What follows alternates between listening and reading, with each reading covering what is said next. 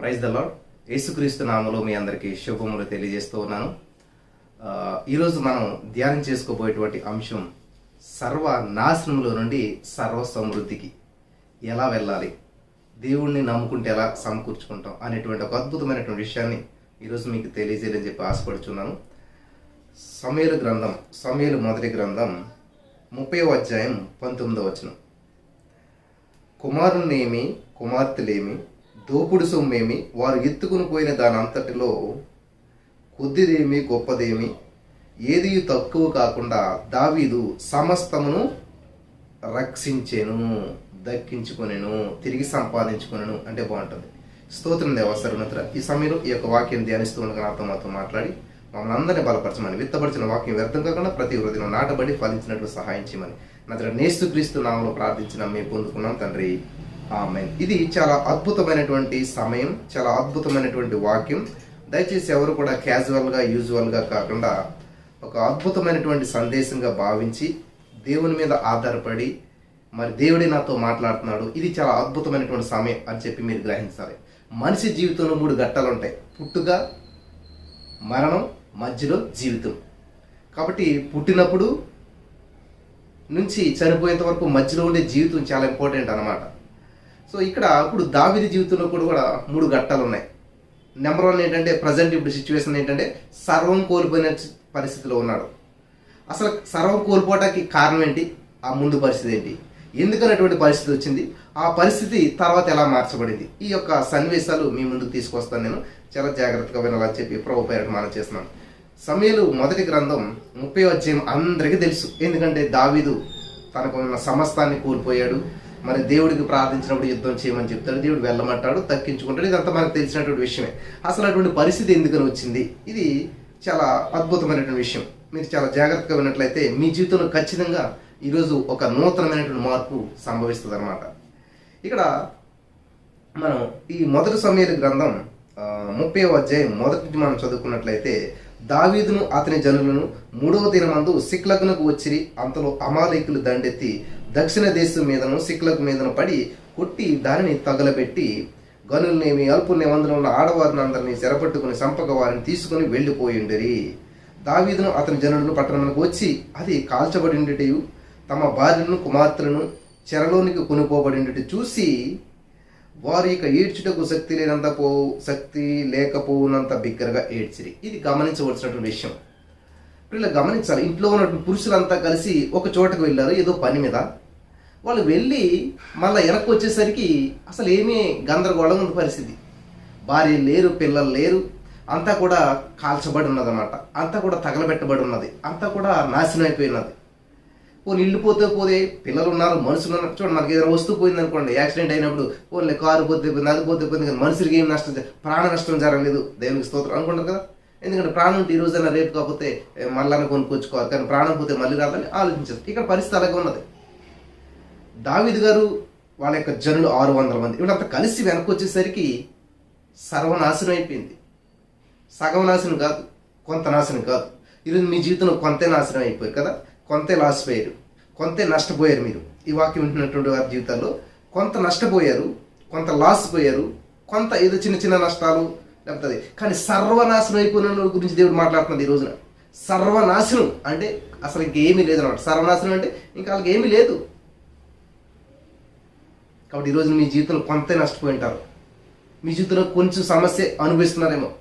కానీ దేవుడు ఈరోజు మాట్లాడుతున్నారు, సర్వనాశనం అయిపోయినటువంటి పరిస్థితిలో మీరు ఉన్నా సరే గమనించాలి. కొంచెం పోయినోడికి పెద్ద బాధ ఉంటుంది కదా, సర్వం పోయినోడికి మీరు కొంచెం పోయి ఎంత బాధపడుతున్నారు, సర్వం పోయినోళ్ళు. కాబట్టి దేవుడు ఈరోజు మాట్లాడుతున్నాడు, సర్వనాశనం అయిపోయినటువంటి పరిస్థితులు మీరు ఉన్నారా, సర్వం కోల్పోయిన పరిస్థితులు మీరు ఉన్నట్టయితే దేవుడు ఈ రోజున చాలా చక్కటి మాట. దావీదు గారికి ఇక్కడ ఎటువంటి మరి అనుభవం ఉందంటే కొంచెం కాదు, సర్వనాశనం అయిపోయాడు. కాబట్టి ఇక్కడ దావీదు గారికి అతి భయంకరమైనటువంటి సమస్య వచ్చింది. గమనించవలసినటువంటి విషయం ఇక్కడ ఆయనకి ఎలా ఉందంటే పరిస్థితి చూడండి. 5వ వచనం, యెజ్రెయేలీ రాలైనటువంటి అహీనోయామును కర్మేలుని నాబాలు భార్య ఇలా అందరూ కూడా వెళ్ళిపోయారు. 6వ వచనం, దావీదు మిక్కిలి దుఃఖపడిన మరియు తమ కుమారులను బట్టి కుమార్తెను బట్టి జనులందరికీ ప్రాణం విసుకున్న రాళ్ళు రువ్వి దావీదుని చంపుడని రండని వారు చెప్పు కనుక దావీదు తన దేవుడిని ఏమని బట్టి ధైర్యం తెచ్చుకున్నాడు. పరిస్థితి చూడండి, దావీదు మాత్రమే కాదు, దావీదు భార్య పిల్లలందరూ కోల్పోయాడు, దావీదు ఒక్కడే కాదు, అక్కడ ఉన్న వాళ్ళందరూ కోల్పోయారు. అటువంటి సిచ్యువేషన్లో ఉన్నప్పుడు వాళ్ళందరూ ఏం చేస్తున్నారు, ఏడ్చి అందులో ఎవరికో ఒక ఆలోచన వచ్చిందంట, అసలు మన నాయకుడు ఎవరు, ఈయన కదా, అసలు వీని వల్లే కదా మనకి ఇంత జరిగింది, వీని వల్లే లాభపడ్డాం, వీని వల్లే బాగుపడ్డాం, వీని వల్లే ఈరోజు నీ స్థితిలో ఉన్నాం అన్నది మర్చిపోతారు. చిన్న నష్టము, చిన్న సమస్యలకి తిరుగుబాటు చేస్తుంటారు. చూడండి దావీదుని ఎట్లా నిందిస్తాను కాదు, చంపేస్తారంట, రాణించి కూడా చంపేద్దాం అనుకున్నారంట.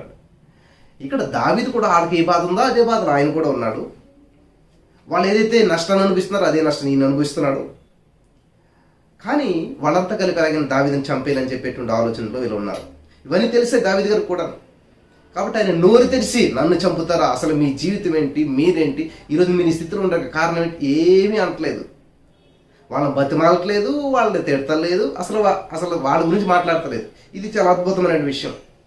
అదే దావీదు చూసినటువంటి విషయాన్ని నన్ను ఆదికాండలో కూడా చూడగలుగుతూ ఉన్నాను. ఆదికాండం 1-2 మీరు చదివితే అక్కడ భూమి నిరాకారంగాను శూన్యంగాను ఉన్నది, చీకటి అగాధ జలములు కమ్మున్నది 2వ. కానీ 3వ దేవుడు వెలుగు కలుగుగా అంటున్నాడు. ఇక్కడ దావీదు నా హృదయానుసారుడు అని చెప్పి దేవుడు ఎందుకు అంటున్నాడంటే ఇదన్నమాట విషయం. మీరు సర్వనాశనంలో ఉన్నారా, సమస్యల్లో ఉన్నారా, అప్పుల్లో ఉన్నారా, ఆర్థిక సమస్యల్లో ఉన్నారా, మీరు వెళ్తున్న పరిస్థితి ఎటైనా సరే, ఏదైనా సరే మీరు గమనించవలసిన విషయం ఏంటంటే అందరి ఫోకస్ ఏముంటుందంటే అమ్మ వీళ్ళని చంపేస్తున్నారా, ఏంటి పరిస్థితి, అసలు వీళ్ళ జీవితం ఎలాంటిది, వీళ్ళ గురించి ఆలోచించట్లేదు. గమనించాలి, చంపుతానన్న వాళ్ళ గురించి దావీదు ఆలోచించట్లేదు, చావు గురించి దావీదు ఆలోచించట్లేదు. అలాగే ఆదికాండంలో యేసుక్రీస్తు ప్రభువారి మనసు అంటే దేవుని యొక్క మనసు చూసినట్లయితే దావీదుని దేవుడు ఏమంటాడు, నా హృదయానుసారమైన మనిషి అంటాడు. కాబట్టి నీ సమస్యను పోక చేస్తాను, అందుకనే ఈరోజు నా జయం పొందుకోలేకపోతున్నావు. నా సమస్య, నా అప్పు, నా ఉద్యోగం, నా పిల్ల, ఇదే ఫోకస్ ఉంటుంది. ఇక్కడ యేసుప్రభు వారికి దావీదుకు ఉన్నటువంటి గొప్ప లక్షణాలు ఈరోజు మీతో పంచుకోవాలని చెప్పి నేను ఆశపడుతున్నాను. ఇక్కడ దేవుడు నాకు ఇచ్చిన ఆలోచన సడన్గా ఏంటంటే నిజమే కదా, ఆదికాండంలో మొట్టమొదటిలో దేవుడు ఏం చేస్తున్నాడు, చీకటి ఉంది, శూన్యం ఉంది, అగాధం ఉంది, నిరాకారం ఉంది, ఇవన్నిటిని పక్కన పడేసి వాటి గురించి ఆలోచించట్లేదు దేవుడు.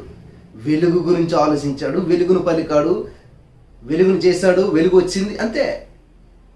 గమనించాలి, సమస్య గురించి ఆలోచించట్లేదు, పరిష్కారం గురించి ఆలోచించుతున్నాడు, పరిష్కారాన్ని ప్రకటిస్తున్నాడు. అదే దేవునికి ఉండేటువంటి గొప్ప లక్షణం. దావీదు గారికి కూడా చూసినట్లయితే సమస్య గురించి ఆలోచించట్లేదేనా, ఇప్పుడు సమస్య వీళ్ళని చంపుతారా, సరే పిల్లలైతే పోయారు, అన్ని పోయే, ఆస్తి పోయింది, భార్య బిడ్డలు పోయారు, కానీ కనీసం ప్రాణం అని ఉంటుందని ప్రాణం కూడా తీసేస్తారంట అని చెప్పి ఆయన ఏం చేశాడు, ఎవరిని మాట్లాడతలేదు, వాళ్ళతో మాట్లాడతలేదు, చావు గురించి ఆలోచించట్లేదు, సమస్య గురించి ఆలోచించలేదు, ఏమీ లేదు. ఏం చేసినట్టు ఆయన ధైర్యం తెచ్చుకుంటున్నాడంట. కాబట్టి ఈ రోజున మీరు ఏ సమస్యల్లో ఉన్నా, ఏ అప్పుల్లో ఉన్నా, ఏ అనారోగ్యంలో ఉన్నా, ఎటువంటి పరిస్థితి కూడా మీరు వెళ్తున్నా మీకు మొట్టమొదట కావాల్సింది ఏంటంటే ధైర్యము. చెప్పాలందరూ కూడా యోహాను 16:33 దేవుడు అదే చెప్తున్నాడు, ధైర్యము తెచ్చుకున్నది ఈ లోకాన్ని నేను జయించాను. Hallelujah, you are more than a conqueror, మీరు అత్యధిక విజయం పొందినటువంటి వారు. కాబట్టి ఈ రోజున ఈ మాటలు నా ప్రియమైనటువంటి సహోదరి స్నేహితులారా, ధైర్యం తెచ్చుకోండి, ధైర్యంగా ఉండండి. ఎందుకంటే ధైర్యమే సాహసం అని లోకంలో చెప్తుంటారు కదా. పిరికి బంధువులు పరలోక రాజ్యంలో ప్రవేశించారంట, పిరికివారు. ఇది చాలా ప్రాముఖ్యమైన విషయం. కాబట్టి ఇక్కడ దావీదు ఏం చేస్తున్నాడో చూద్దాం మనం. ఇక్కడ తమ దేవుడైన యెహోవాను బట్టి ధైర్యము తెచ్చుకొనెను. హల్లెలూయా. ఎంత సమస్యల్లో ఉన్నాడో చూసారా దావీదు. తెలుగులో అయితే ఇక్కడ ఏమన్నది, దావీదు మిక్కిలి దుఃఖపడెను, అది తెలుగులో మాట. అదే ఇంగ్లీష్లో చూసినట్లయితే డేవిడ్ వాజ్ గ్రేట్లీ డిస్ట్రెస్డ్. దావీదు వాజ్ గ్రేట్లీ డిస్ట్రెస్డ్ అంటాడు. మామూలు స్ట్రెస్ కాదు, ఏం డిస్ట్రెస్ అంటుంది, అది గ్రేట్లీ అంట. కాబట్టి ఈరోజు మీరు చాలా గ్రేట్, చాలా గొప్ప అప్పుల్లో ఉన్నారు, మీరు చాలా గొప్ప అవమానాల్లో ఉన్నారు, చాలా గొప్ప నిందల్లో ఉన్నారు, చాలా గొప్ప సమస్యల్లో ఉన్నారు, చాలా గొప్ప గొప్ప గొప్ప గొప్ప అని చెప్పుకుంటారు కదా. మీరు ఏదిలో అయితే ఉన్నారో గ్రేట్లీ డిస్ట్రెస్డ్లో మీరు ఉన్నట్లయితే బాగానే ఉంది. ఇక్కడ దాకా అంత కామనే. ఇక్కడ దాకా దావీదు కూడా మనకులాగానే ఉన్నాడు. ఇక్కడ దాకా అందరూ చేసేటువంటిది కామనే. ఏడవటం, డిస్ట్రెస్ అవ్వటం, స్ట్రెస్ తెచ్చుకోవడం, సమస్య తెచ్చుకోవడం బాగానే ఉంది. ఇక్కడ నుంచి జీవితమే మన జీవితానికి మెయిన్ అనమాట. ఇక్కడ నుంచి తీసుకున్న నిర్ణయమే, ఇక్కడ నుంచి వచ్చిన ఆలోచనే మన జీవితాన్ని మారుస్తుంది అనమాట. సరే, మీది కూడా ఇదే పరిస్థితి, డిస్ట్రెస్లో ఉన్నారా, గ్రేట్లీ డిస్ట్రెస్లో ఉన్నారా, గొప్ప మిక్కిలి దుఃఖిస్తూ ఉన్నారా, వివాహం జరగట్లేదని, అప్పులు తీరట్లేదని, అనారోగ్య పరిస్థితులతోటి, ఆర్థిక పరిస్థితులతోటి, లేకపోతే నిరుద్యోగం, ఏదో సమస్యతోటి యు ఆర్ వెరీ ఇక్కడ సేమ్ దావీదు గారు ఉన్నటువంటి డేవిడ్ వాజ్ గ్రేట్లీ డిస్ట్రెస్డ్ అన్నట్టుగానే ఆ డేవిడ్ పేరు తీసి మీ పేరు పెట్టుకోండి అక్కడ. ఐ వాజ్ గ్రేట్లీ డిస్ట్రెస్డ్, నేను చాలా దుఃఖిస్తూ ఉన్నాను, చాలా మిక్కిలి బాధపడుతున్నాను అని మీరు అనుకున్నట్లయితే దేవుడు ఈరోజు మీతో మాట్లాడుతున్నటువంటి మాట ఏంటి తెలుసా ప్రియులారా? మీరు చాలా అప్పుల్లో ఉన్నారా, చాలా అనారోగ్యంలో ఉన్నారా, చాలా నిందల్లో ఉన్నారా, చాలా నిరుద్యోగం ఉన్నారా, చాలా వివాహం కాని పరిస్థితులు ఉన్నారా? అయితే దావీదు చేసింది నువ్వు చేయాలన్నమాట. అక్కడ దాకా కావాలి అందరం సమస్యల్లో ఇబ్బందులు ఉంటాయి, కానీ ఆ సమస్యల్లో నువ్వు తీసుకున్నటువంటి నిర్ణయమే నీ జీవితాన్ని మార్చేస్తుంది. ఇక్కడ దావీదు గారు ఏం చేస్తున్నాడు చూద్దారు. దావీదుని చంపేద్దామని రండి అని వాళ్ళు చెప్పుకొని ఉండగా దావీదు తన దేవుడైన యెహోవాను బట్టి ధైర్యం తెచ్చుకొనెను. హల్లెలూయా. ఇంగ్లీష్లో బాగుంది. David encouraged himself in the lord his God. David encouraged himself, తనను తాను ధైర్యపరుచుకున్నాడు అంటాడు. హల్లెలూయా. గమనించాలి, ఎంకరేజ్డ్ హిమ్సెల్ఫ్ ఇన్ ద ఏంటంటే లార్డ్ హిస్ గాడ్, తన దేవుడైన యెహోవాను బట్టి ధైర్యం తెచ్చుకున్నాడు. తనకు తానే 103 కీర్తన చదివితే బాగుంటుంది. నా ప్రాణమా నువ్వేలా నాలో కృంగి ఉన్నావు, ఈ మాటలు మాట అక్కడ. నువ్వేలా తొందరపడుచున్నావు, ఆయన చేసిన ఉపకారంలో దేనిని మరకు, గతంలో నన్ను విడిపించాడు, గతంలో నన్ను కాపాడు, గొల్లియాతు చేతి నుంచి గొల్లియాతును జయించేటువంటి శక్తి నాకు ఇచ్చిన దేవుడు నా దేవుడు అని చెప్పి ఆయన ఏం చేస్తున్నాడు? ఎంకరేజ్ హిమ్సెల్ఫ్, దేవుని బట్టి.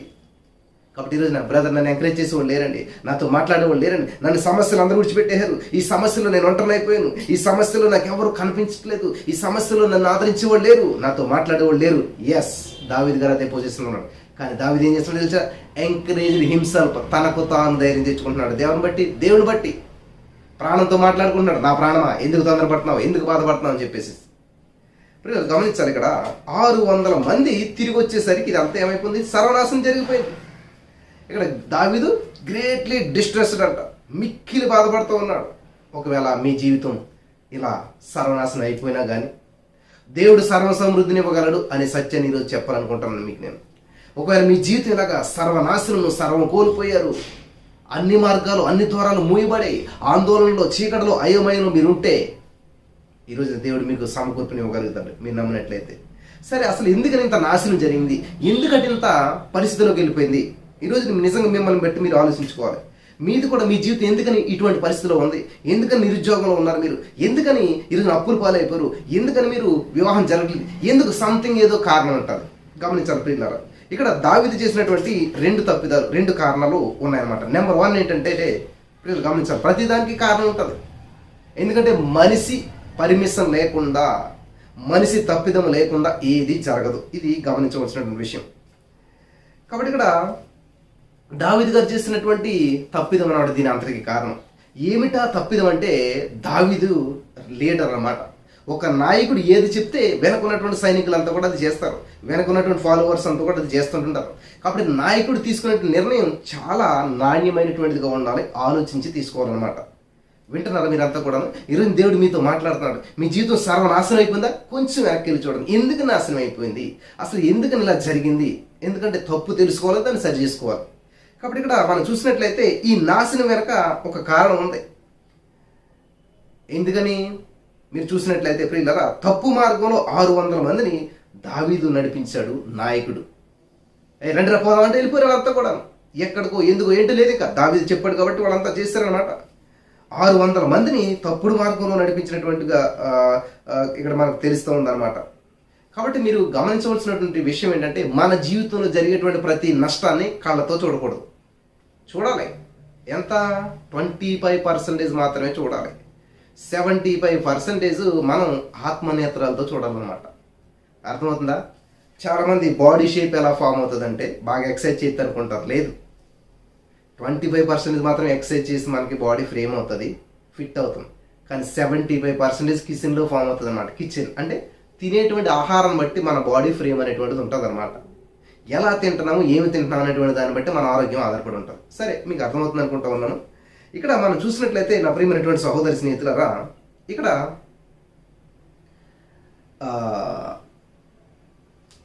మనిషి పొరపాటు లేకుండా ఏ నాశనము కూడా జరగదు. నీ జీవితంలో నాశనం సంభవిస్తూ ఉంది, నీ జీవితంలో ఏదైనా జరుగుతుందంటే నీ పొరపాటు లేకుండా ఏది జరగదు అనుకుంటా.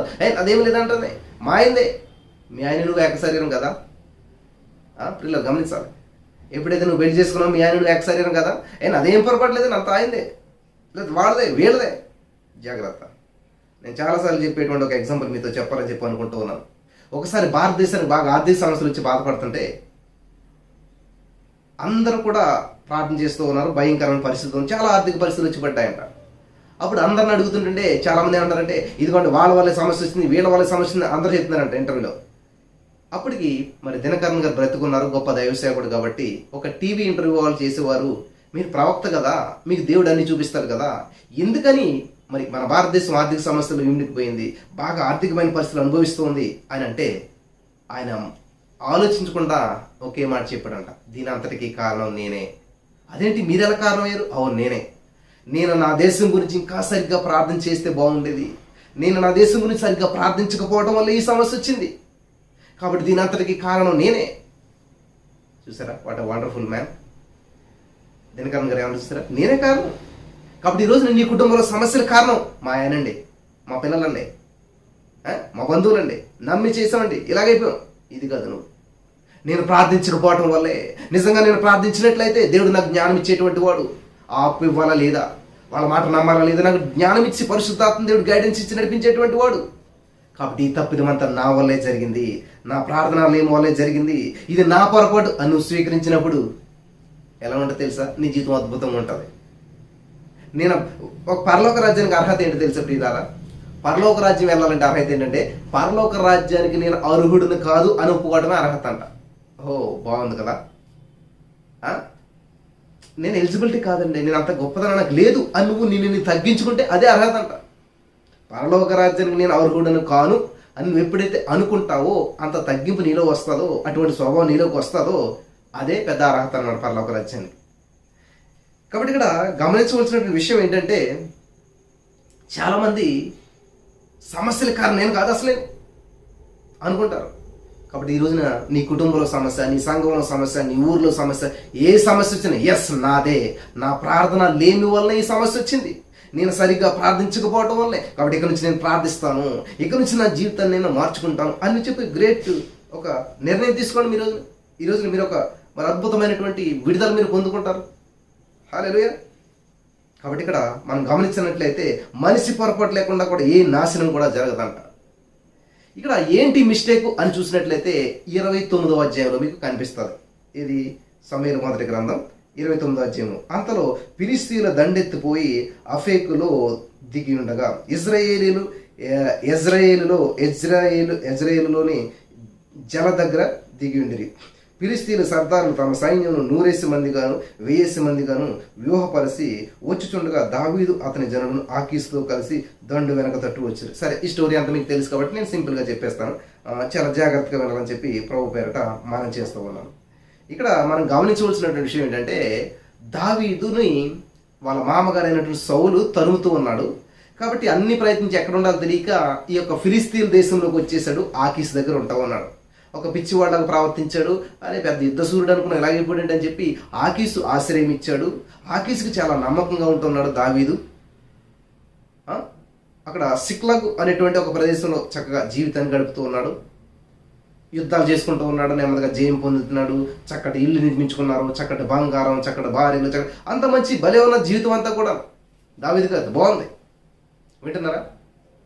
అటువంటి సందర్భంలో ఈ యొక్క ఎవరు ఆకీసు రాజుకి తన యొక్క మరి నమ్మకత్వాన్ని కనపరుచుకోవాలని చెప్పి అతను వద్దన్నా సరే ఏం చేస్తూ ఉన్నాడు, ఇక్కడ యుద్ధం చేయడానికి ముందుకు వెళ్ళిపోతున్నాడు. గమనించాలి. 29వ అధ్యాయంలో చేసినటువంటి మిస్టేకు ఒక కారణం. ఏమిటా కారణం అంటే దావీదు ఏం చేస్తున్నాడంటే ఫిలిష్తీయులతో కలిసి యుద్ధానికి వెళ్తున్నాడు. ఎవరి మీదకి వెళ్తా ఉన్నాడు గమనించాలి. ఎవరి మీదకి వెళ్తా ఉన్నాడు యుద్ధానికి అని మనం చూసినట్లయితే ఇక్కడ చాలా అద్భుతమైనటువంటి విషయాన్ని దేవుడు మనకి తెలియజేస్తూ ఉన్నాడు. ఆది కాండంలో మనం చూసినట్లయితే దేవుడు ఏం చెప్తాడు, నిన్ను దీవించువారు నేను దీవిస్తాను, నిన్ను శపించువారు నేను శపిస్తాను అని చెప్పి దేవుడు ఒక నిబంధన ఒక ప్రజలతో చేసుకున్నాడు. ఆ ప్రజలే ఇజ్రాయేల్ ప్రజలు. ఇప్పుడు దావీదు ఎవరి పక్షాన ఉన్నాడు? ఫిలిష్తీయుల పక్షాన ఉన్నారు. ఈ ఫిలిష్తీయులు ఎవరి మీదకి వెళ్తున్నారు? ఇజ్రాయేలీల మీదకి వెళ్తున్నారు. దేవుని చేత వాగ్దానం చేయబడినటువంటి దేవుని నిబంధన ప్రజల మీదకి ఈ ఫిలిష్తీయులు యుద్ధానికి వెళ్తుంటే ఆ ఫిలిష్తీయులతో కలిసి ఎవరికి వెళ్తున్నారు అంటే యుద్ధానికి వెళ్తున్నాడు. అంటే దేవుని పిల్లలను ముట్టుకుంటే దేవుని ముట్టుకున్నట్టే, దేవుని పిల్లలకు వ్యతిరేకంగా యుద్ధం చేస్తే దేవునితో చేసినట్లే. అంటే ఇప్పుడు దావీదు ఎవరితో యుద్ధం చేయడానికి వెళ్తున్నాడు? దేవుని పిల్లలు, నిబంధన ప్రజలని, ఇజ్రాయేల్ ప్రజలతోటే యుద్ధం చేయడానికి వెళ్తున్నాడు. అదే ప్రజలకు రాజు కావాల్సిన వ్యక్తి వాళ్ళ మీద యుద్ధానికి వెళ్తా ఉన్నాడు. అంటే సౌలుని చాలా ఇబ్బంది పెట్టాడు, దావీదుని. కానీ సౌలుని చంపడానికి భయపడతాడు, ఎందుకంటే అభిషేకం ఉంది కాబట్టి. సో ఇక్కడ నేను వస్తాను రాజా అని ఆకీషు రాజు అంటుంటే, వద్దు వెళ్ళిపో అంటున్నాడు. లేదు, నేను వస్తాను, నేను నమ్మకస్తుని, నా మీద నమ్మకం లేదు ఇది అంటూ ఉన్నాడు. ఈ యొక్క విచిత్రమైన విషయాన్ని మీరు గమనించాలి. అక్కడ నువ్వు నష్టపోతూ ఉన్నప్పుడు దేవుడు ఖచ్చితంగా నీకు ఏదో హెల్ప్ చేస్తూనే ఉంటాడు. ఇది సత్యం, మీరు గమనించాలి. నీ జీవితంలో ఏదో కోల్పోతున్నప్పుడు దేవుడు నీకు హెల్ప్ చేస్తూనే ఉంటాడు. అంటే అక్కడ నష్టం జరుగుతుంది, అమాలయకులు వచ్చారు, నాశనం చేశారు రా బాబు, నువ్వు వెళ్ళిపో. సిక్లాగ్లో మాట్లాడకుండా చక్కగా ఉండొచ్చు కదండి దావీదు గారు. ఎవరన్నా రమ్మన్నారా యుద్ధం చేయడానికి? దావీదు గారిని ఎవరైనా అడిగాడా బాబు నాకు హెల్ప్ చేయని? ఏమీ లేదు. ఈయన కావాలని చెప్పే. ఎందుకు అటువంటిది వచ్చిందంటే ఇక్కడ సాతాను గడి ఏం చేస్తున్నాడంటే మోసం చేస్తూ ఉన్నాడు అన్నమాట. కాబట్టి మన మామూలు నేత్రాలతో చూస్తే ఏమీ కనిపించదు, మనో నేత్రాలు వెలిగించబడాలి. అందుకే ప్రతిరోజు మనం ప్రార్థన చేయాలన్నమాట. కాబట్టి ఇక్కడ దావీదుకి ఆ కోపము, ద్వేషము, అసూయ, ఒకవేళ ఈ ఆకీషు అదే సౌలుని చంపేస్తాడేమో చూద్దారనుకుంటున్నాడో, మరి ఈ యుద్ధానికి వెళ్తారనుకుంటున్నాడు, ఎందుకని తెలియదు కానీ చూడటానికి వెళ్తారనుకుంటున్నాడు, చేస్తానికి వెళ్తారనుకుంటున్నాడు, ఏదైనా సరే. అటువంటి ఆలోచన ఎవడిచ్చాడంటారో? సైతాన్ గాడు ఆ మనసులో ప్రేరేపించాడు అనమాట. వినాలి దావీదు గారి విషయంలో అటువంటి మనసును వచ్చేలా చేసేసాడు సైతాన్ గాడు. అంతకుముందేమో ఎవరో చిన్న కత్తితోటి ఆ క్లాత్ కోసినందుకే బాధపడతాడు అనమాట. రాజా ఇదిగో అని చెప్పేసి ఆ క్లాత్ కోసి కూడా చాలా బాధపడుతుంటుంటాడు, అది కూడా తప్పు అనుకుంటాడు. అటువంటి వ్యక్తి ఈ రోజున వాళ్ళ మీద యుద్ధానికి వెళ్ళిపోతూ ఉన్నాడు. ఎంత మిస్టేక్ అది, ఎంత తప్పిదం అది. కానీ అప్పటికి దేవుడు సెలవిస్తూ ఉన్నాడు. వాళ్ళలో ఆ ఫిలిష్తీయుల్లోకి వెళ్ళి, ఫిలిష్తీయులు ఆకీషు రాజు దావీదు వెళ్ళిపో, నువ్వు వద్దు యుద్ధానికి వద్దే, వెళ్ళిపోయా. లేదు చూడండి 7వ వచనం ఏమంటాడు? కాబట్టి ఆకీషు దావీదుని పిలిచి, యెహోవా జీవంతోడు, నీవు నిజంగా యథార్థపరుడు అయి ఉన్నావు, దండులో నీవు నాతో కూడా సంచరించడం నా దృష్టికి అనుకూలమే. నీవు నా యొద్దకు వచ్చిన దినం నుండి నేటి వరకు నీ అందు ఏ దోషం నాకు కనబడలేదు, కానీ సర్దారులు నీ అందు ఇష్టపడలేకున్నారు. కాబట్టి ఫిలిష్తీయుల సర్దారుల దృష్టికి నీవు ప్రతికూలమైనటువంటి దాన్ని చేయకుండానట్లు నీవు తిరిగి నీ స్థలమునకు సుఖముగా వెళ్ళు అని చెప్పి, సుఖంగా వెళ్ళు అన్న మాట చెప్పిన వెంటనే గొంతులేసుకుంటూ వచ్చేస్తారు కదా దావీదు గారు. హ్యాపీగా ఉండవయ్యా, వెళ్ళి నీ భార్య బిడ్డలతో ఉండు అంటే వెంటనే వచ్చేస్తే నష్టం జరగకపోయేది కదా. వీళ్ళు గమనించాలి. అసలు రావద్దా అక్కడ ఉండంటే డిస్కషన్ చేస్తూ ఉన్నాడు. ఇక్కడ చూడండి దావీదు, నేనేం చేశాను? నేను వాడిని ఒక రాజా నీ శత్రువులు యుద్ధం చేయటికి, నీ శత్రువులతో. అంటే ఆకీషు శత్రువులు ఎవరు? ఇజ్రాయేల్ ప్రజలు. ఇజ్రాయేల్ ప్రజలు ఎవరు? దేవుని నిబంధన ప్రజలు. నేటి వరకు దాసుడినైన నా యందు తప్పిదమేమీ కనబడలేదు కదా అని ఆకీషుని అడుగుతూ ఉన్నాడు. వీళ్ళు గమనించాలి, దేవుడు మనల్ని తప్పించాలి అని అనుకుంటుంటే ఒక వ్యక్తి ఇలా నడుచుకుంటూ వెళ్తుంటే సడన్గా అంటే కప్ప అరుస్తున్నట్టు సౌండ్ వినిపించిందంట. అయ్యో అని చెప్పి ఆ వ్యక్తి ఏం చేశాడంటే ఆ పాము నుంచి ఆ కప్పను విడిపించి వెళ్ళిపోయాడంట. వెళ్ళిపోయి ఒక 10 అడుగులు వేసేసరికి ఏమైందంట, మళ్ళీ కీసి మాట్లాడంట. ఇదేంట్రా బాబు అని చెప్పి మళ్ళీ చూస్తే సరిగ్గా మళ్ళీ ఏం చేసిందంట, ఆ కప్ప వెళ్ళి పాము నోట్లో పడ్డదంట. సరేలేని మళ్ళీ విడిపించి మళ్ళీ కొంత దూరం వెళ్ళేసరికి మళ్ళీ అదేదంట. అంటే ఇక్కడ ప్రాబ్లం పాము కాదు, ఎంతగాని ఈ కప్ప ఏం చేస్తుంది, తప్పించుకోవటగాను లేకపోతే ఏదో ఎక్కడ హోల్ ఉందా అని చెప్పి చూసి పరిగెత్తికెళ్ళి ఇది దాని నోట్లో పడుతుంది అనమాట. ఈరోజు చూడాలి, సమస్య నుంచి దేవుడు తప్పించాలని నిన్ను విడిపించి పక్కన పెడితే మళ్ళీ వెతుక్కుని సమస్యలు పడుతున్నారు. వెతుక్కుని అప్పులు చేస్తున్నారు. ఆల్రెడీ అప్పుల్లో ఉంటారు, అప్పు తీర్చడానికి ఇంకొక అప్పు ఏం చేస్తున్నారు, పెంచుకుంటూ పోతున్నారు. అంతేకాని దాన్ని అక్కడ కట్ చేసి దాన్ని డెడ్ ఎండ్ చేసి అక్కడి నుంచి ఎలాగైనా సరే బయటపడాలని చెప్పి ప్రార్థన చేసుకుని ప్రభు గైడెన్స్ అడిగి జాగ్రత్తగా నువ్వు ఆలోచన చేసినట్లయితే బయటకు వస్తావు. అప్పు తీర్చడానికి అప్పు చేస్తే బయటకు రావు. వజ్రంతో వేయాలి కదండి, అప్పు తిరిగి తీర్తామండి అన్నారు అనుకోండి, ఎప్పటికీ కూడా అప్పులు పాలవుతుంటారు. కాబట్టి నీకున్న ప్రతి సమస్యకు పరిష్కారం ప్రభు వద్ద ఉన్నది. నువ్వు ఎంత దూరం వెళ్ళిపోయినా, ఎంత లోతులోకి వెళ్ళిపోయినా, ఎంత ఇరుకులోకి వెళ్ళిపోయినా కూడా ఖచ్చితంగా నీకు ఇరుకులో విశాలత కలగజేసే దేవుడు మనకు ఉన్నాడు. ఈ సత్యాన్ని మీరు అంతా కూడా గ్రహించాలి. దేవునికి స్తోత్రం కలుగును గాక.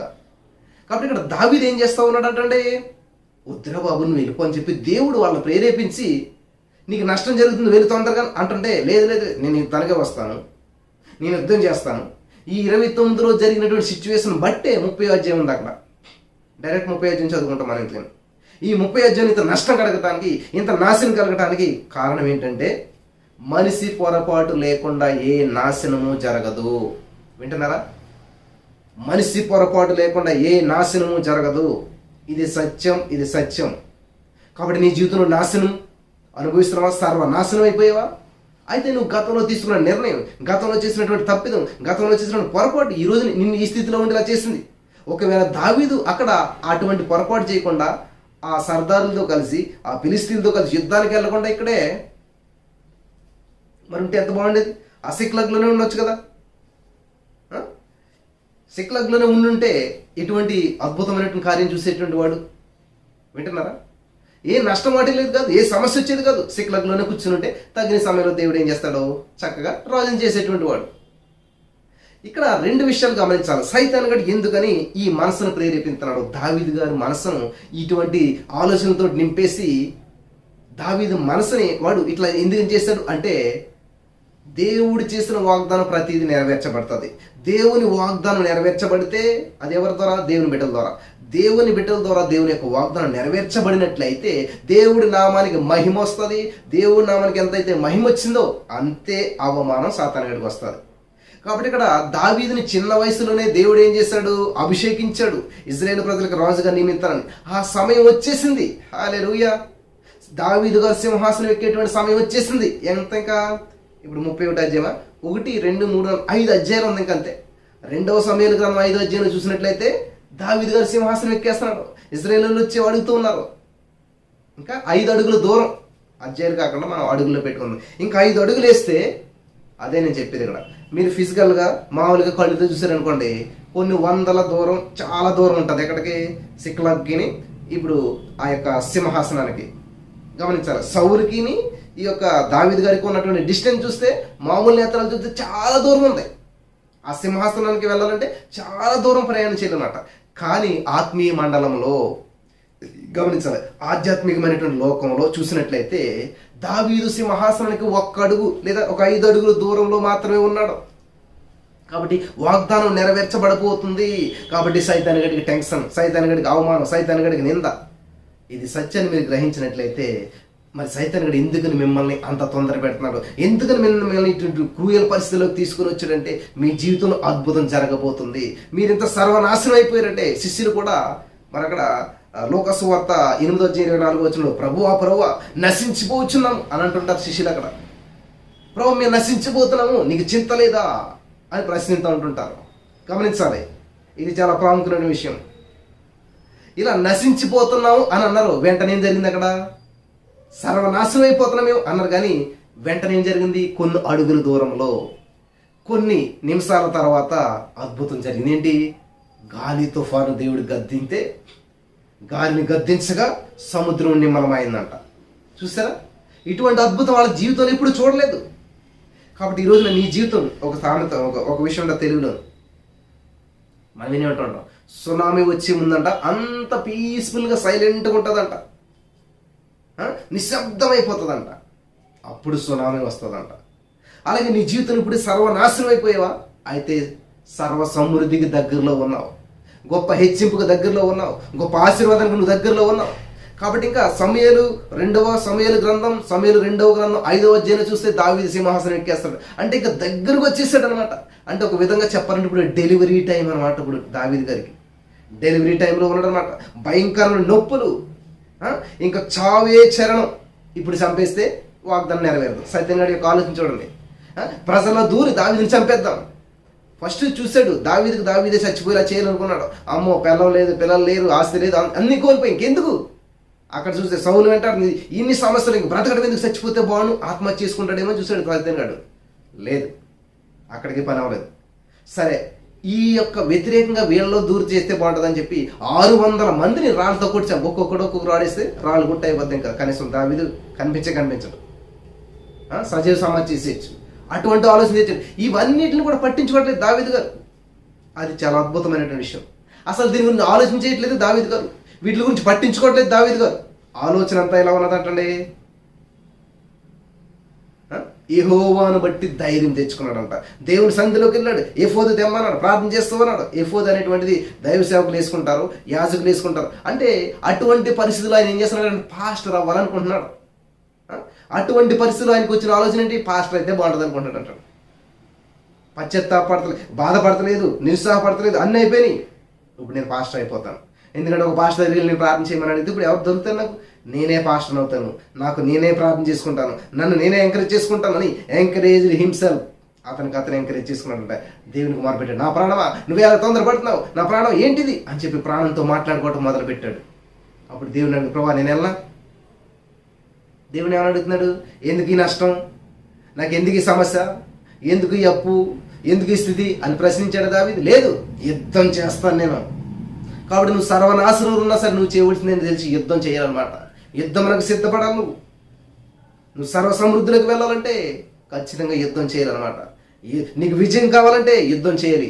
యుద్ధం చేయింది విజయం లేదు. ఎవరైతే యుద్ధం చేస్తారో వాళ్ళు మాత్రమే విజయాన్ని స్వతంత్రించుకోగలుగుతారు.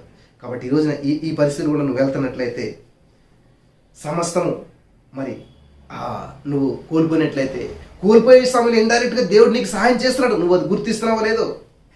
హల్లెలూయా. ఇండైరెక్ట్గా దేవుడు నీకు సహాయం చేస్తూ ఉన్నాడు. కానీ దావీదు ఏం చేశాడంటే వెళ్ళిపోతున్నాడు. ఆకీసు కూడా అసలు ఇంత కోపం, అపవాది దావీదు మనసుని మోసం చేసేసాడు. కోపం, ద్వేషం పెంచేశాడు.